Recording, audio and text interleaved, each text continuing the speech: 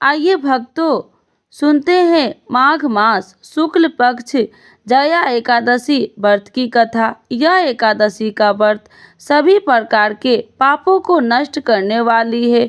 भूत प्रेत पिशाच आदि योनियों से मुक्ति प्रदान करने वाली है। तो बोलिए प्रेम से भगवान विष्णु की जय। एकादशी माता की जय। धर्मराज युधिष्ठिर बोले, हे भगवान, आपने माघ के कृष्ण पक्ष की षटतिला एकादशी का अत्यंत सुंदर वर्णन किया है। आप स्वदेज, अनंत, उद्भिज और जरायुज चारों प्रकार के जीवों के उत्पन्न, पालन तथा नशा करने वाले। अब आप कृपा करके माघ शुक्ल पक्ष एकादशी का वर्णन कीजिए। इसका क्या नाम है, इसके व्रत की क्या विधि है और इसमें कौन से देवता का पूजन किया जाता है। श्री कृष्ण कहने लगे कि हे राजन, इस एकादशी का नाम जया एकादशी है। इसका व्रत करने से मनुष्य ब्रह्मा इत्यादि पापों से छूटकर मोक्ष को प्राप्त होता है तथा इसके प्रभाव से भूत आदि योनियों से मुक्त हो जाता है। इस व्रत को विधि पूर्वक करना चाहिए। अब मैं तुमसे पद्म पुराण के वर्णित इसकी महिमा की एक कथा सुनाता हूँ। देवराज इंद्र स्वर्ग में राज करते हैं और अन्य सब देवगण सुखपूर्वक स्वर्ग में रहते थे।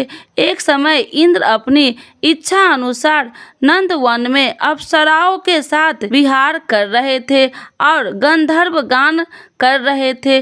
उन गंधर्वों में प्रसिद्ध पुष्पदंत तथा उसकी कन्या पुष्पवती और चित्रसेन तथा उसकी स्त्री मालिनी भी उपस्थित थी। साथ ही मालिनी का पुत्र पुष्पवान और उसका पुत्र मल्यवान भी उपस्थित थे। पुष्पवती गंधर्व कन्या मल्यवान को देखकर उस पर मोहित हो गई और मल्यवान पर काम बाण चलाने लगी।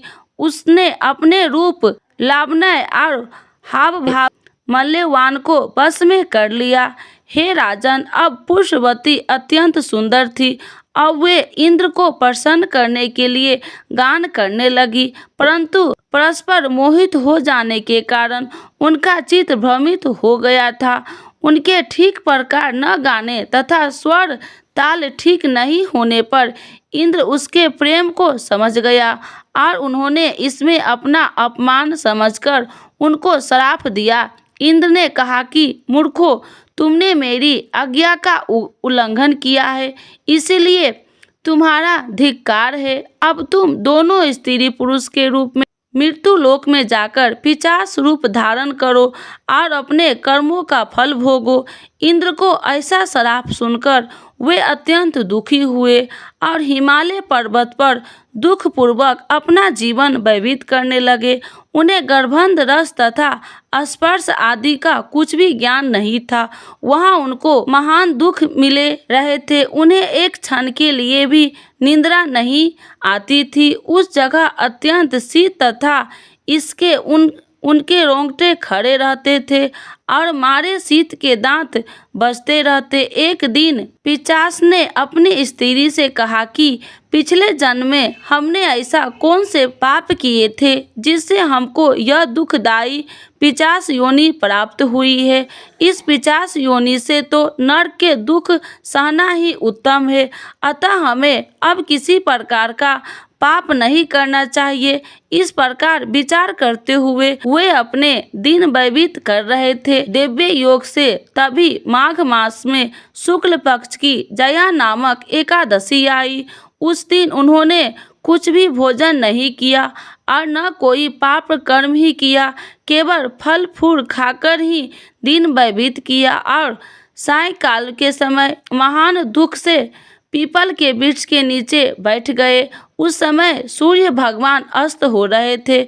उस रात को अत्यंत ठंड थी, इस कारण वे दोनों शीत के मारे अति दुखित होकर मृतक के सामने वापस में चिपटे हुए पड़े रहे। उस रात्रि को उनको निद्रा भी नहीं आई। हे राजन, जया एकादशी के उपवास और रात्रि में जागरण से दूसरे दिन प्रभात होते ही उनकी 50 योनि छूट गई। अत्यंत सुंदर गंधर्व और अप्सरा की तरह धारण कर सुंदर वस्त्र आभूषणों के अलंकृत हो गए। उन्होंने स्वर्ग लोक को प्रस्थान किया। उस समय आकाश में देवता उनकी स्तुति करते हुए पुष्प वर्षा करने लगी। स्वर्ग लोक में जाकर इन दोनों ने देवराज इंद्र को प्रणाम किया। इंद्र उनको पहले रूप में देखकर अत्यंत आश्चर्यचकित हुआ और पूछने लगा कि तुमने अपनी 50 योनि से किस तरह छुटकारा पाया, सो सब बतलाओ। मल्यवान बोले कि हे देवेंद्र, भगवान विष्णु की कृपा और जया एकादशी के व्रत के प्रभाव से ही हमारी 50 देही छूटी हुई है। तब इंद्र बोले कि मल्यवान, भगवान की कृपा और एकादशी की व्रत करने से न केवल तुम्हारी 50 योनि छूट गई, वरन हम लोगों ने भी बंधनीय हो गए, क्योंकि विष्णु और शिव के भक्त हम लोगों के बंधनीय है। अतः आप धन्य है। अब आप पुष्पवती के साथ जाकर विहार करो। श्री कृष्ण कहने लगे कि हे राजा युधिष्ठिर, इस जया एकादशी व्रत से बुरी योनि छूट जाती है। जिस मनुष्य ने इस एकादशी का व्रत किया है उसने मानो सब यज्ञ जप दान आदि कर लिए। जो मनुष्य जया एकादशी का व्रत करते हैं वे अवश्य ही 1000 वर्ष तक स्वर्ग में वास करते हैं। तो बोलिए प्रेम से विष्णु भगवान की जय, एकादशी माता की जय।